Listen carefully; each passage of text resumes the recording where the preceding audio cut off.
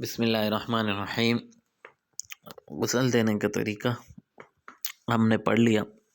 پچھلے سبق ہم موت اور بیماری کے احکام پڑھ رہے تھے کہ جب کسی بیماری کے احکام ہم نے پڑھ لیے کہ بیمار کی عیادت کرنے کا کتنا ثواب ہے، کیا احکام ہے، کس طریقے سے جانا چاہیے، اور بھی اس طرح جس آدمی کا آخری وقت قریب ہو اس کے بارے میں ہم نے پڑھ لیا اور پھر کسی کے انتقال کے بعد اس کو کیا کام کرنے چاہیے، غسل کیسے دینا چاہیے، غسل دینے کا طریقہ ہم نے پڑھ لیا۔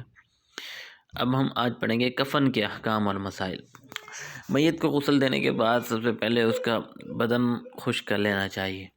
اس کے لیے کوئی تولیہ بھی استعمال کیا جا سکتا ہے جیسے زندگی میں استعمال ہوتا ہے، اور اس کے لیے کوئی کپڑا بھی استعمال ہوتا ہے۔ آج کل جو بازار سے کفن کا سیٹ ملتا ہے اس کے ساتھ بھی ایک بدن خشک کرنے کے لیے کپڑا ہوتا ہے، تو اس کے ساتھ بھی جسم پوچھا جا سکتا ہے۔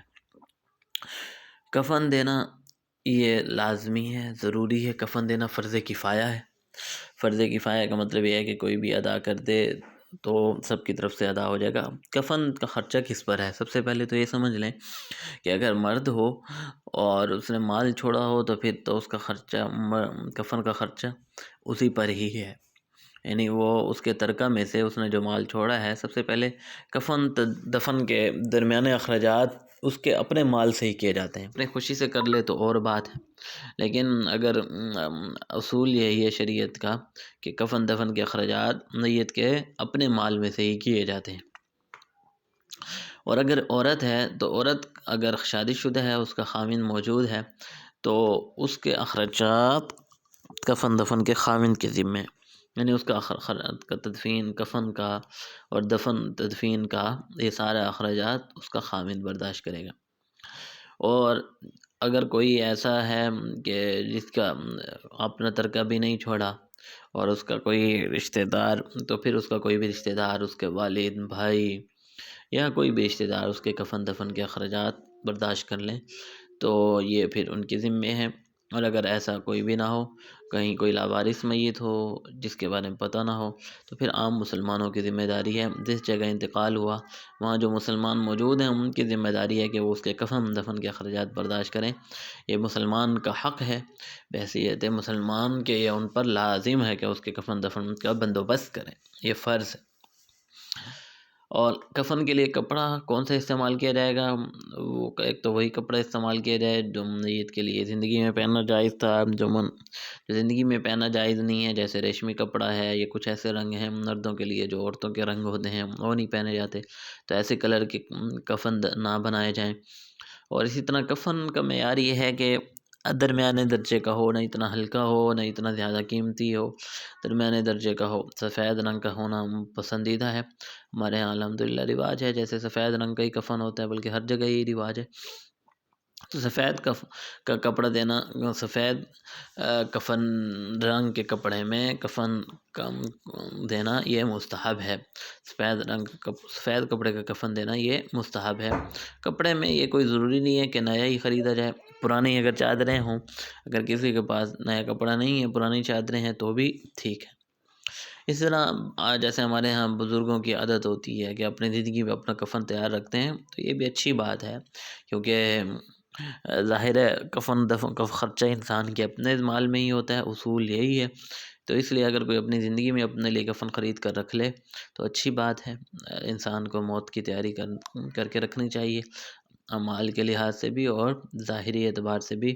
ظاہری اعتبار سے جو یعنی اس کے مرنے کے بعد جو اخراجات ہوں اس کا بندوبست رکھنا چاہیے، کیونکہ انسان کے مرنے کا تو کوئی پتہ نہیں ہے، تو اس لیے تاکہ کسی کا محتاج نہ ہو مرنے کے بعد بھی۔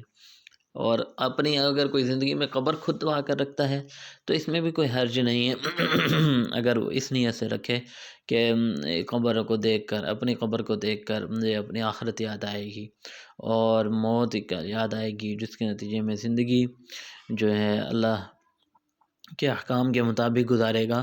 اگر کوئی اس نیت سے قبر تیار کروا کے رکھے اپنی، تو اس میں کوئی حرج نہیں، حرج کی بات نہیں ہے۔ اب کفن کتنے کپڑوں سے ہونا چاہیے، یہ بڑی اہم بات ہے، یہ سمجھنے کی ہے۔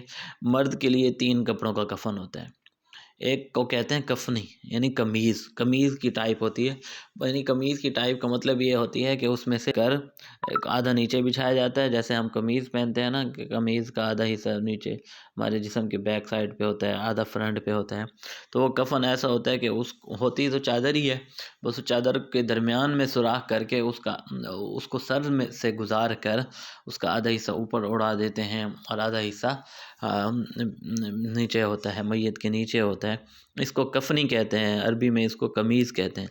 دوسرا ہے ازار، ازار کا عربی کا لفظ ہے جس کو اردو میں تہبند کہتے ہیں، یعنی نیچے حصے کے لیے جو کپڑا باندھا جائے اس کو ازار کہتے ہیں، اگرچہ یہ نچلے حصے کے لیے ہوتا ہے لیکن یہ اتنا بڑا ہوتا ہے کہ پورے جسم اس میں چھپ جاتا ہے۔ اور تیسری چادر جو پورے جسم پر محیط ہو، پورے جس میں چھپ جائے، جو سب سے اوپر جو چادر ہوتی ہے سفید رنگ کی، اس کو کفنی کہتے ہیں اس کو چادر کہتے ہیں۔ تو یہ مرد کا کفن یہ ان تین کپڑوں کا ہوتا ہے، تینوں چادریں ہی ہوتی ہیں۔ کفنی جو قمیض جو ہوتی ہے وہ ذرا چھوٹی ہوتی ہے، ازار اس سے بڑی ہوتی ہے، چادر اس سے بڑی ہوتی ہے۔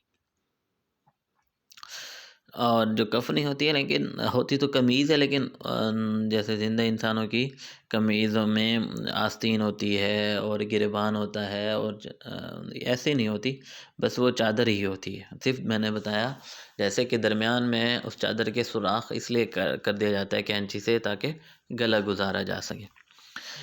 یہ تو مرد کا کفن ہو گیا۔ عورت کو 5 کپڑوں میں کفن دینا سنت ہے۔ عورت کے کفن میں تو 3 وہی کپڑے ہوتے ہیں جو مرد کے ہوتے ہیں، یعنی قمیض، ازار اور چادر، بڑی چادر۔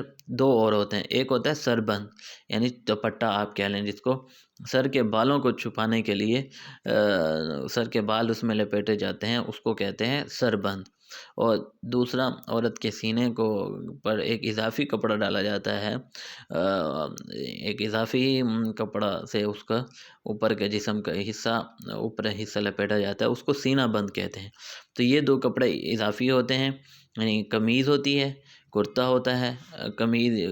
قمیض اور کرتا یہ کفنی یہ ایک ہی چیز کے نام ہے۔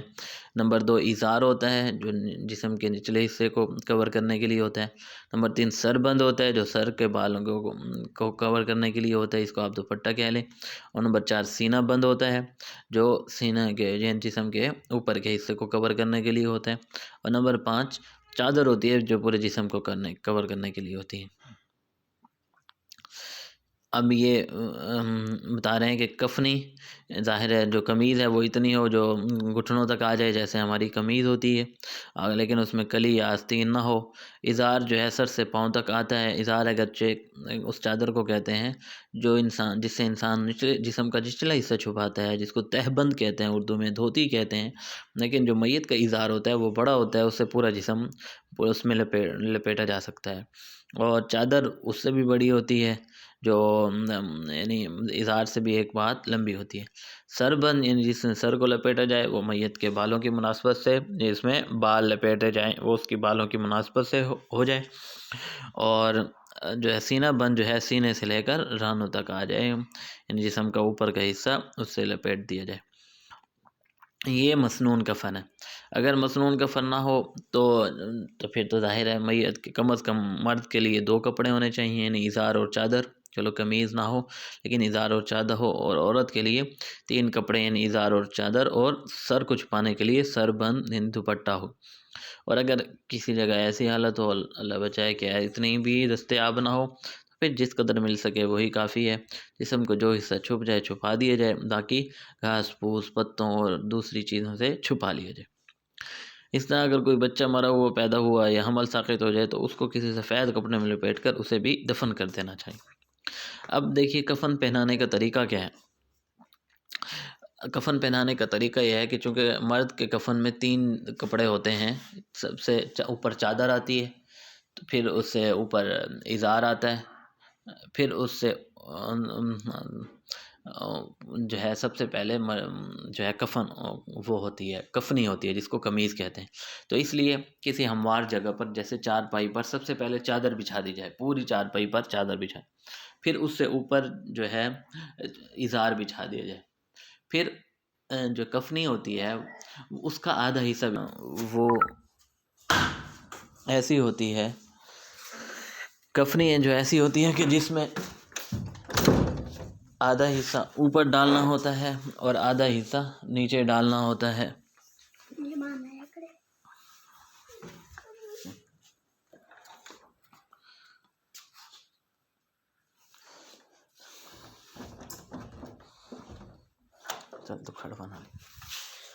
کفنی ایسی ہوتی ہے جس میں آدھا حصہ میت کا اوپر ہوتا ڈالا جاتا ہے اور آدھا حصہ نیچے ہوتا ہے، جیسے قمیض پہنتے ہیں تو اس لیے آدھا حصہ نیچے بچھا دیا جائے جہاں تک گلے کا سوراخ ہے، پھر میت کو اس کپڑے پر لٹا دیا جائے اور اس چارپائی پر لٹا کر سب سے پہلے کفنی یعنی قمیض اڑا دی جائے۔ جب میت کو پانی جہاں غسل دلایا جاتا ہے وہاں اس کے اوپر ایک کپڑا ہوتا ہے جو اس کے سطر چھپانے کے لیے ہوتا ہے، جب قمیض اس پر ڈالی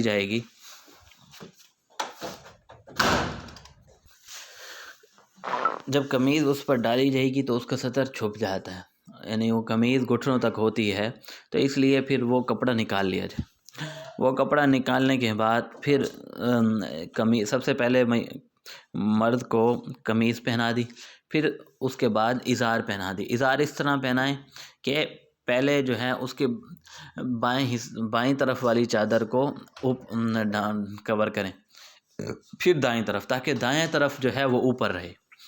چادر اسی طرح پہنا دیں کہ پہلے بائیں طرف میت کے جو جسم کا لیفٹ والا حصہ ہے پہلے اس پر چادر اڑا دیں، پھر دائیں طرف اڑا دیں تاکہ دائیں طرف والا اوپر رہے۔